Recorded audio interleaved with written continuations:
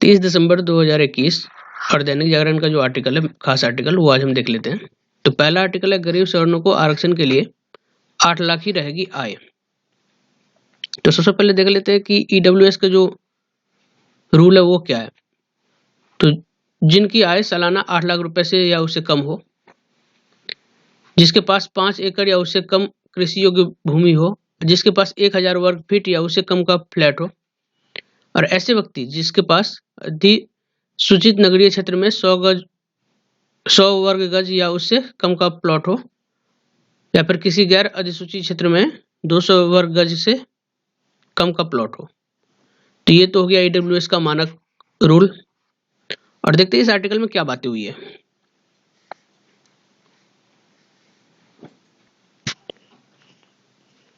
अच्छा, मामला क्या है। सुप्रीम कोर्ट ने यह तय मानकों पर खड़े किए सवाल।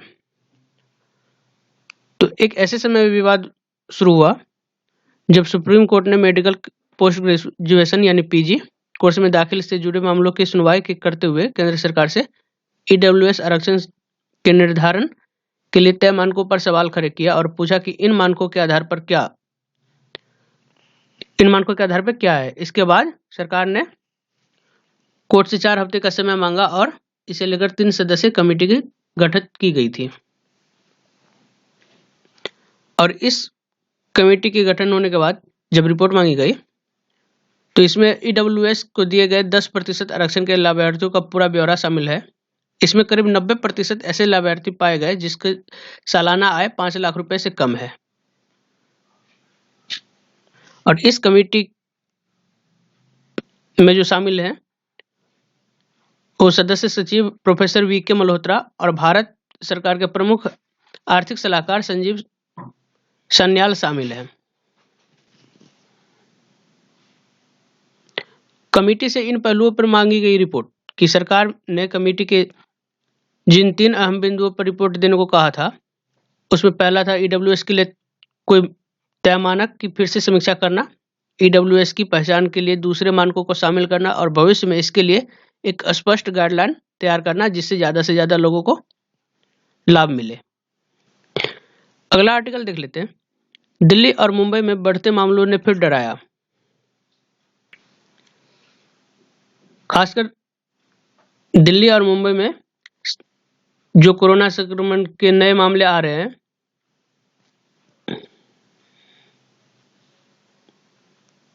पिछले 3 दिन के आंकड़े बता रहे हैं कि दोनों महानगरों में एक दिन में ही मामला दोगुना हो रहा है। और समग्र रूप से पूरे देश की बात करें तो इस मामले में भारी उछाल आ रहा है। और केंद्रीय स्वास्थ्य मंत्रालय और राज्य से बुधवार देर रात तक मिली जानकारी के मुताबिक 33 दिन बाद कोरोना के नए मामले फिर 10,000 के पार कर चुके हैं। और इससे पहले 26 नवंबर को 10,549 केस सामने आए थे। और दिल्ली में कोरोना संक्रमण के 923 नए केस मिले हैं। एक दिन पहले 496 और 2 दिन पहले 210 के करीब मामले पाए गए थे। और मुंबई में 2510 नए मामले सामने आए हैं और बुधवार को 1377 और सोमवार को 809 मामले मिले थे। आगे देखते हैं कि कोरोना की दूसरी लहर जब अपने चरम पे थी तब 8 मई 2021 को मुंबई में 2678 संक्रमित लोग मिले थे। और बृहन मुंबई नगर पालिका ने संयुक्त अरब अमीरात से आने वाले यात्रियों के लिए RT-PCR जांच अनिवार्य बना दिया है। और गुजरात में 548 नए केस पाए गए हैं और राज्य में करीब 6.5 महीने बाद एक दिन में 500 से ज्यादा मामले पाए गए हैं। और केरल में पहले से ही संक्रमण का बुरा हाल है और यहाँ करीब 3000 नए मामले मिले हैं और 211 और लोगों की मौतें हुई है। राज्य सरकार ने सख्ती के साथ रात को कर्फ्यू लगा दिया और धार्मिक स्थलों को भी इसमें रियायती नहीं दी गई है। तो अगला आर्टिकल देखते हैं। अगला आर्टिकल ये है कि छोटे ढाबे से खाना मंगाना पड़ेगा महंगा। तो जीएसटी रिटर्न के नियमों में हो रहे ये बदलाव।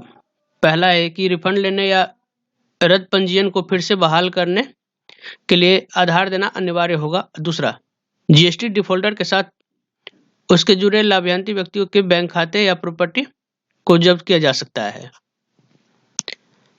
तीसरी, पिछले माह GSTR 3B रिटर्न नहीं किया है तो अगले महीने GSTR 1 फाइल नहीं कर पाएंगे। अगर गलती से रिटर्न में अधिक देनदारी दिखा दी और सरकार के खाते में उतनी रकम जमा नहीं की है तो बिना किसी कारण बताए नोटिस के रिकवरी की प्रक्रिया शुरू कर दी जाएगी और ई-वे बिल के बिना या बिल में गड़बड़ी करने या पकड़े जाने पर टैक्स के साथ 200% पेनल्टी लगेगी और अपील जाने के लिए पेनल्टी का 25% जमा करना होगा।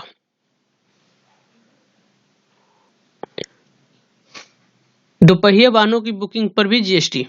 1 जनवरी से ओला, उबर से या ऑटो या दोपहिया वाहन की बुकिंग पर आपको 5% GST देना पड़ेगा और अभी सिर्फ कार की बुकिंग पर ही 5% GST देना पड़ता है और 1 जनवरी से दोपहिया वाहन पे भी देना पड़ेगा। इस आर्टिकल में बात की गई कि GST नेटवर्क से नहीं जुड़े छोटे ढाबे या रेस्टोरेंट का खाना जोमेटो, स्विगी या किसी दूसरे फूड एग्रीगेटर से मंगवाना 1 जनवरी से महंगा पड़ने वाला है, क्योंकि 1 जनवरी से इस प्रकार के ढाबे से खाना मंगवाने पर फूड एग्रीगेटर ग्राहकों से 5% GST वसूल करेगी। हालांकि जो रेस्टोरेंट GST नेटवर्क से जुड़े हैं और पहले से खाने पर GST वसूलते हैं, उन रेस्टोरेंट से फूड एग्रीगेटर से खाने मंगवाने पर रेस्टोरेंट की जगह फूड एग्रीगेटर 5% GST वसूल करेगी और ग्राहकों पर इसके अतिरिक्त कोई भार नहीं पड़ेगा। अगला आर्टिकल देखते हैं कि अटल नवाचार रैंकिंग में पहले स्थान पे IIT मद्रास। नवाचार और उद्यमिता विकास को बढ़ावा देने के लिए जितने भी 10 शीर्ष केंद्रीय संस्थानों में 7 भारतीय प्रौद्योगिकी संस्थान यानी IIT और भारतीय विज्ञान संस्थान बेंगलुरु शामिल है और यह जानकारी संस्थानों की नवाचार उपलब्धियों से संबंधित अटल रैंकिंग से मिली है, जिसकी घोषणा बुधवार को की गई थी। इसमें नंबर 1 पे IIT मद्रास, इसके बाद IIT Bombay, IIT Delhi, IIT Kanpur, IIT Roorkee जैसे संस्थान है और भारतीय विज्ञान संस्थान बेंगलुरु को रैंकिंग में 6ठा स्थान मिला। इसके बाद IIT हैदराबाद, IIT खड़गपुर, राष्ट्रीय प्रौद्योगिकी संस्थान कालीकट और मोतीलाल नेहरू राष्ट्रीय प्रौद्योगिकी संस्थान उत्तर प्रदेश से हैं।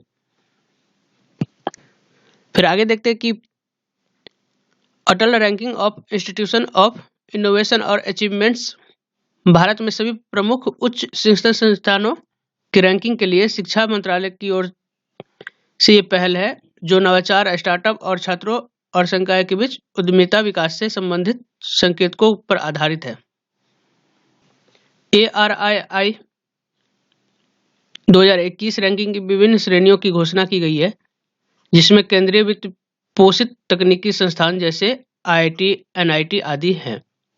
राज्य विश्वविद्यालय, राज्य के तकनीकी कॉलेज, निजी विश्वविद्यालय, निजी तकनीकी कॉलेज और गैर तकनीकी सरकारी और निजी विश्वविद्यालय और संस्थान शामिल है।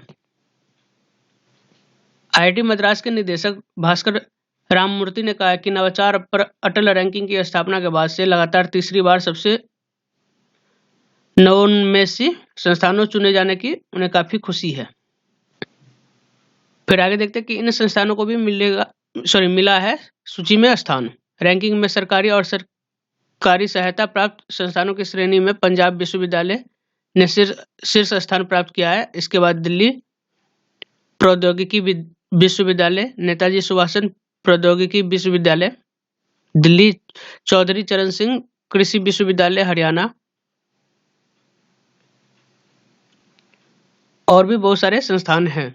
चलिए आगे देखते हैं अगला आर्टिकल ओमिक्रॉन के ऊपर है और ये आर्टिकल है कि दिल्ली में अभी येलो अलर्ट ही रहेगा जारी। पहले हफ्ता 1 मरीज मिला था, दूसरे हफ्ता 5 मरीज, तीसरे हफ्ता 48 मरीज और चौथे हफ्ता 184 ओमिक्रॉन के मरीज मिले हैं। चलिए अगला आर्टिकल देखते हैं। अगला आर्टिकल ड्रग्स के ऊपर ही है कि कोकीन के 91 कैप्सूल निगलकर एयरपोर्ट पहुंची थी महिला, हुई गिरफ्तार। इंदिरा गांधी इंटरनेशनल एयरपोर्ट पर कोकीन के 91 कैप्सूल को निकलकर पहुंची युगांडा मूल की एक महिला को कस्टम के अधिकारियों ने पकड़ा है।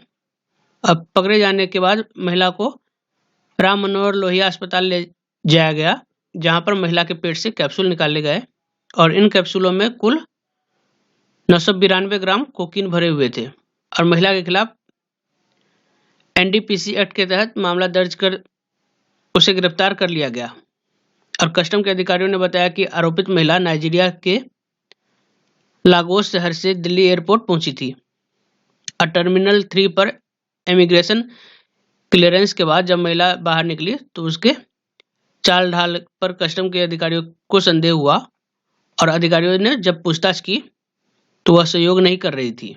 इसके बाद महिला पर कस्टम अधिकारियों ने नजर रखनी शुरू कर दी और महिला को चलने में दिक्कत हो रही थी।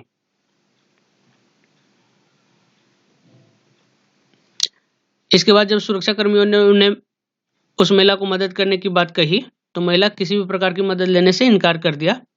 इससे कस्टम अधिकारियों को संदेह और बढ़ गया और एयरपोर्ट पर निकास गेट पर जब महिला पहुंची तो उसे रोककर कस्टम अधिकारियों ने फिर से पूछताछ शुरू की और सख्ती से पूछताछ करने पे उसने कोकीन के कैप्सूल निकलने की बात स्वीकार की। इसके बाद उसे अस्पताल ले गया। 9 दिसंबर को इसी रूट से भारत पहुंची 2838 ग्राम कोकीन के साथ कस्टम अधिकारियों ने नाइजीरियन महिला को पकड़ा था और इस वर्ष विभाग ने नशीली पदार्थ तस्करी के 24 मामलों को पर्दाफाश किया। अगला आर्टिकल देखते हैं। अगला आर्टिकल यह है कि प्रधानमंत्री की प्रस्तावित यूएई यात्रा स्थगित। इस आर्टिकल में क्या बात हुई वो देख लेते पहले। प्रधानमंत्री नरेंद्र मोदी जी अगले महीने यूएई की प्रस्तावित यात्रा स्थगित कर दी गई है और घटनाक्रम से जुड़े लोगों ने बुधवार को यह जानकारी दी। उन्होंने बताया कि प्रधानमंत्री को 6 जनवरी के आसपास रणनीतिक रूप से महत्वपूर्ण खाड़ी देश की यात्रा का कार्यक्रम था और मामले की जानकारी लोगों ने कहा कि कोरोना के संक्रमण ओमिक्रॉन वेरिएंट के बढ़ते मामलों को मद्देनजर रखते हुए यह यात्रा स्थगित की गई है। अब यह फरवरी में हो सकती है। दोनों देश अपने कूटनीतिक संबंध के 50 वर्ष पूरे करने जा रहे हैं और इसी पृष्ठभूमि में यात्रा प्रस्तावित थी। भारत और यूएई आर्थिक संबंधों को और मजबूत करने के लिए फ्री ट्रेड एग्रीमेंट पे बातचीत करने वाली थी। चलिए अगला आर्टिकल देखते हैं। अगला आर्टिकल ये कि निशाने पे रहेंगे काले धन के कुबेर। इस आर्टिकल में बात की कि इत्र कारोबारी पीयूष जैन के कन्नौज और कानपुर ठिकानों में से भारी मात्रा में नकदी की बरामदी का संदर्भ देते हुए भारत निर्वाचन आयोग ने उत्तर प्रदेश में होने जा रहे विधानसभा चुनाव में काली कमाई के इस्तेमाल की आशंका जताई है और आयोग ने प्रशासनिक व पुलिस अधिकारियों को काले धन की बरामदी की कार्रवाई में तेजी लाने को कहा है कि जिससे चुनाव में इसका इस्तेमाल न किया जाए। नेक्स्ट आर्टिकल ये है कि बढ़ता खतरा, देश में ओमिक्रॉन वेरिएंट के मामले बढ़कर 948 हुए।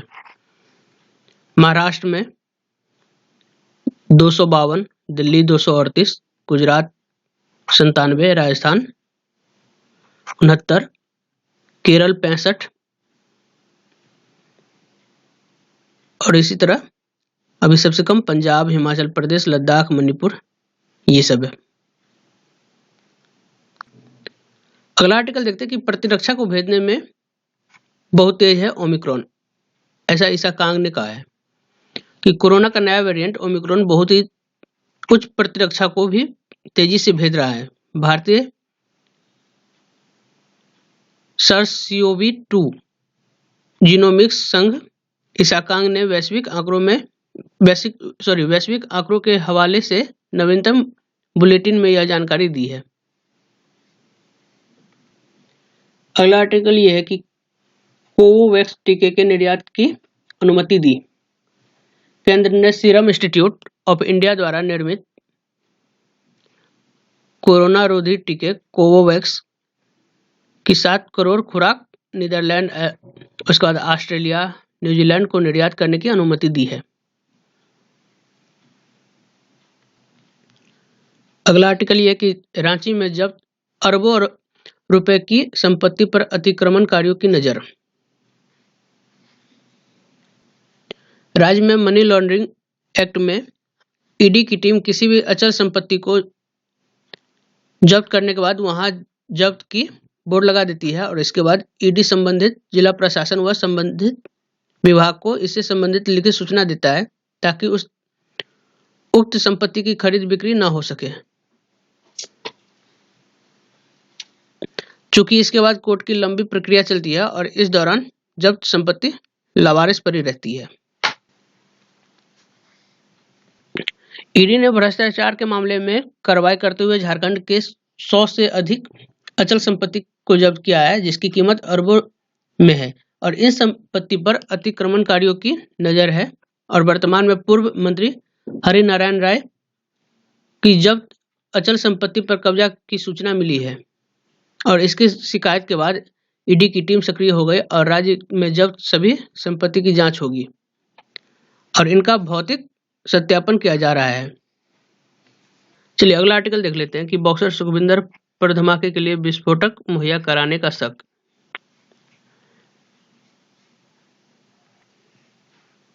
लुधियाना जिला अदालत परिसर में 23 दिसंबर को हुए बम धमाके में इस्तेमाल विस्फोटक कहां से आया था इसका अभी तक पता नहीं चला है और पुलिस अलग अलग बिंदुओं पर जांच कर रही है। अब प्रोडक्शन वारंट पर लुधियाना लाए गए बॉक्सर सुखविंदर सिंह से पूछताछ में पुलिस को एक और दिशा मिली है कि बॉक्सर ने पूछताछ में बताया कि नाभा जेल में बंद रहने के दौरान वह आतंकी कश्मीरा सिंह के संपर्क में आया था। पाकिस्तान में बैठे रिंदा के नेटवर्क से जुड़े और खन्ना के गांव रोहना कला निवासी बॉक्सर सुखविंदर 2012 से आरडीएक्स की सप्लाई करता रहा है और पुलिस को शक है कि इसने धमाके के लिए विस्फोटक सामग्री उपलब्ध कराई थी।